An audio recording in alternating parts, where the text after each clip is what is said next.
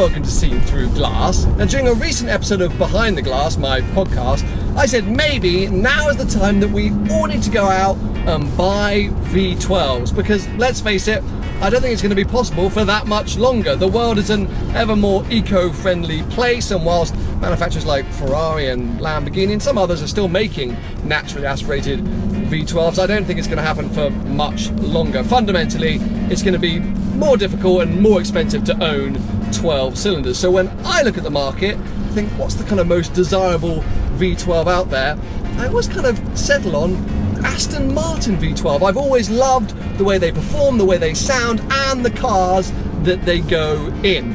So that's why today is a good day, because right now I'm driving a 5.9 litre naturally aspirated V12 engine from Aston Martin. But it's not just the engine that is special about this car, because this is an Aston Martin CALLUM Vanquish 25. Essentially a resto-mod from the guy who designed the original Vanquish. Think of it like a school essay or a work project that you completed 15 or 20 years ago that you could now go back and redo with all the knowledge and expertise that you gained in the last 15 or 20 years and all the kind of new tech that's come out since. It's always going to be infinitely better. That essay, that work project will just be better, won't it? Well, that's what the team at CALLUM Design did. Take one of their greatest hits, the Vanquish S, and improve the way it looks, the way it performs, the way it sounds, the way it feels. It's kind of a completely self-indulgent project, but one I absolutely love, because the things that they've changed with this car are only things that really the designer or someone who spent an inordinate amount of time with a Vanquish would ever notice. But that's why it's kind of ace. They've done it on a personal level and then got, God, this is so good, let's sell some. Let me pull over and explain a little more.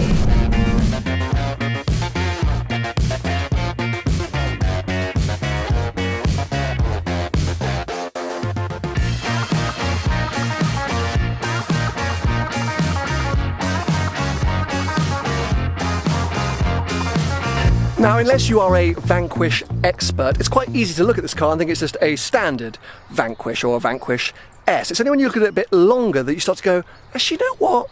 Something's different about that car. I'm not sure what, but something's changed. Well, actually, a lot of things have changed. So many things have changed, I can't remember it all. And even if I did, we'd be here for about 3 hours while I talked you through all the small changes. So instead, what I'm going to do is try and whip around relatively quickly and point out the kind of key differences, the ones that really stand out to me, and then some of the quirky stories behind some of those changes. Now, whilst the overall design has stayed very true to the original Vanquish, there are a number of new carbon fibre body panels. We also have to talk about lights, because the lights have changed. You might scoff at that, but actually lights are a very expensive and complex thing to change on a car. So we've got new headlights and tail lights. You can see the kind of daytime running light element there. It's got some carbon fibre bits on it too. Lots of carbon fibre on this car. You can see down here on the bumper and the splitter. You may notice as we move around this car, by the way, that it's got different sets of wheels on either side. That's because this is a prototype car that's being used to sell to customers, and they wanted to give a sort of different look, show you how different wheels could look, so you'll pick up on that. Now, because this car is officially recognised by Aston Martin, CALLUM were able to choose their own colour for the Aston Martin badge, something very few people are allowed to do. They've gone for orange because that is kind of the CALLUM colour. I think Zagato have red. I'm not sure what other colours have been allowed over the years, but yeah, that is a rare and very special thing. Of course, underneath the bonnet we have that 5.9 litre V12 engine, but it has been tweaked, it has been improved. Now it puts out 60 horsepower more than the V12 Vanquish S. I'm struggling to say Vanquish, I'm saying Vanquish so many times, it's sort of becoming a bit of a tongue twister. You'll notice on these kind of big vents on the bonnet, you've got this very interesting design. That is because Ian CALLUM himself always dreamed of having his own tartan, and Bridge of Weir, who did all the sort of leather for the interior, helped him design his own tartan, and this is kind of like a dissected version. You'll see this pattern kind of all around the car, but these big old vents here on the bonnet just let heat pour out on a day like today where it's not that warm. You can just see the heat from that engine, yeah, absolutely billowing out from those vents. Moving around the side, we've got new wing mirrors. You can see that kind of dissected tartan design carries on there with those kind of side gills. You've got a sort of shark fin antenna so that you can have a more up-to-date infotainment system inside. There is the new fuel filler cap. You can have sort of custom wording put onto that fuel cap. Then you've got carbon fibre ring around it as well. Moving around the back, those are those new rear tail lights, and Ian Callum won't be happy with me saying this, but they look to me a lot like Dodge Viper tail lights. Now, a really interesting thing down here with the exhaust, an Inconel exhaust for this car, but the design of the back box is something I want you to pay attention to, because this is one of the very few cars in the world whose back box kind of incorporates the design of the diffuser. So look, if you come down here, you can see these fins, I think they're called Venturis, of the diffuser poking down. Well look, the back box mirrors it, and that's not only for aesthetics but of course for airflow. So it's a really neat touch, but a very, very specific one. Now coming around here, something that I really wanted to point out, this shows you the kind of levels that these guys have been going to. This piece here, the kind of window surround, apparently on the original car was from an old Jag, and they had to put a sort of cut in it there to make it fit. And it's something apparently that always upset Ian Callum. So one of the first things the guys did was to manufacture a carbon fibre single piece that could go all the way around that window surround. Something very small, it's a minor detail, not many people will notice, but was imperative for the team at Callum to do. Opening up the door, the attention to detail continues, because that is the original steering wheel design. However, they trim down the actual wheel so it's thinner in your hands. Obviously a very important, one of the most sort of tactile parts of any car, the steering wheel, and it used to be very chunky and a bit old school, so they wanted to make it feel more modern, so they literally just trimmed down the actual rim, which I think is pretty amazing. Redesigned seats, which are pretty cool, as well as door cards themselves. These dials are from Bremont, which are quite nice. And actually, speaking about Bremont, this is a removable watch, so if I just turn that comes out, which is pretty nice, and you can take that around as a sort of pocket watch. And then actually the original concept for the Vanquish was to be a two-seater sports car, but late in the day Aston Martin said no, we need it to be a 2+2, so they suddenly had to sort of put these awful back seats in, which were kind of totally pointless. So the minute the Callum team got their hands on this car, they said nope, we're going back to the original idea, and we'll just have the two seats and then a sort of luggage rack or bench in the back. So it's gone back to being that true V12 two-seater GT sports car. And so whilst there are loads of things I haven't even talked about, for example the tyres, which were specially developed with Michelin, you're starting to get the idea of just how much thought went into this car. When you stand back and you consider all of that and you look at it with sort of fresh eyes, you realise just what a mega thing it is.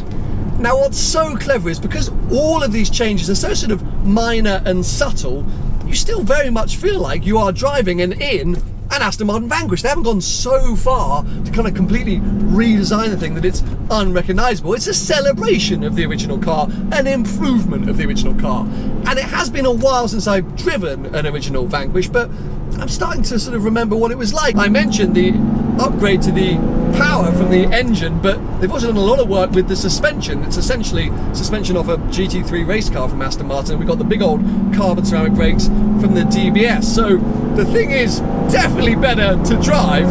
Also, this particular car is equipped with a manual gearbox.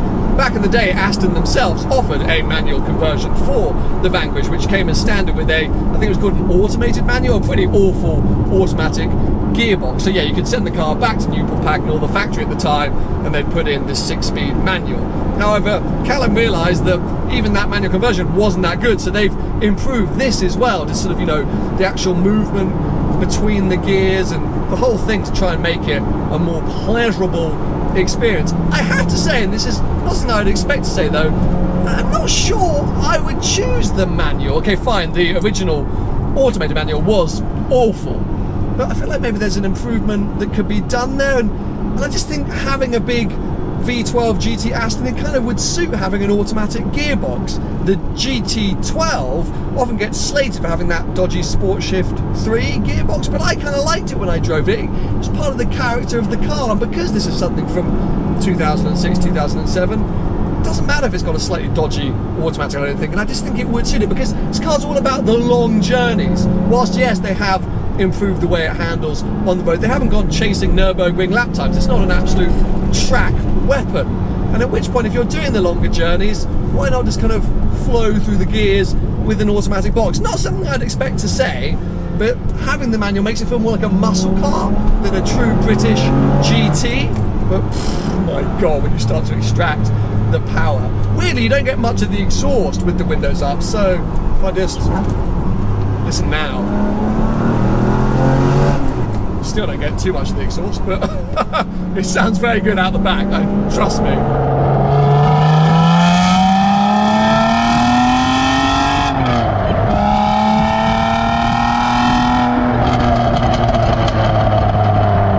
And it's quick for the period. It's not that quick today, but it's quick enough, and it's still something you can enjoy a lot on the road.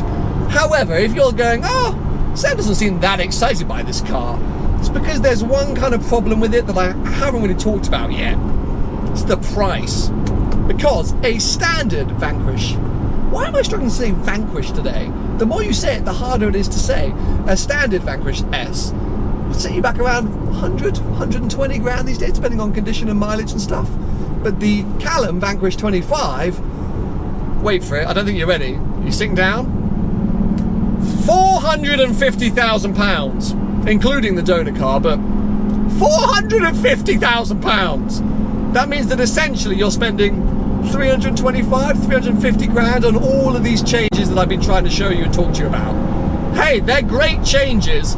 I would really struggle to stomach spending 300 odd grand on those changes. Now look, they're only making 25 of these things, every single one of them entirely bespoke. You can go in and you can choose. I mean, everything is customizable to yourself, and I see the appeal of that, especially if you're a big collector, and not many other manufacturers will allow you to do that, especially with a car which is old. You know, you're buying a 15, 20-year-old car, but new. And as a way to celebrate the V12, what a beautiful package, and it's analog and it's raw and it's from a different era. I get that. And to buy a naturally aspirated V12 today, you've got to get an 812 Superfast or an Aventador, and they're completely different things. So I do see the appeal. I just couldn't stomach the cost, especially when you can buy a 599 GTO for that money. A 599 GTO from Ferrari, which in my opinion, you don't need to change anything on. You don't need to, and you can get a left-hand drive version like this car is right here for probably closer to 400 and spend 50 grand in a custom shop, changing the trim and repainting it and doing whatever you like. So you could still get a bespoke car. I don't know. If CALLUM Designs had done this as a way to sort of celebrate their favorite car, as a case study, say, look what we can do, and also we wanted the best version of the car that we love, I'd be like, that's mega, it's brilliant. And if I was at Goodwood and Ian Callum walked me around his car and said, look what I did, I changed it, I'd be like, you are the coolest guy ever, that's brilliant. But to try and sell it, and I say try, I think they pretty much have sold them all. It's a... well, as I say, what can I say? People have bought them, people have bought them. But I personally find that pretty eye-watering. And whilst this car is definitely a big step on from the car that came out all those years ago, and I understand why they've addressed some of the areas they wanted to address, it just feels like a, you know, not a selfish pursuit, but a self-indulgent pursuit, as I said at the beginning. It's something that few people will really appreciate. And maybe it's 25 people, and therefore done. It's a hard one, because I don't want to sound too judgmental, I don't want to sound too dismissive, but I think if this thing was 175 grand, so a 50 grand premium over the car, I'd kind of go, cool, what a thing. But 300 odd grand, just so that you don't have a split in the window surround, it seems kind of crazy. Seems kind of crazy. Having said that, every time I get out of it, I think it's stunning, and it gets a lot of attention, and it's a nice place to be. But isn't a standard Vanquish or Vanquish S the same? Maybe I need to go and drive the original car to realise how much they've pushed this forward. Maybe that's the key. Maybe I'm not appreciating just what a big step forward this is. Now, last minute overtake. I did say it was quick, didn't I? Just want to make sure I said it was quick, because it is quick. I hope you've enjoyed the video either way. I hope it's been interesting. Give it a thumbs up if you have, and make sure you stay subscribed for plenty more videos to come.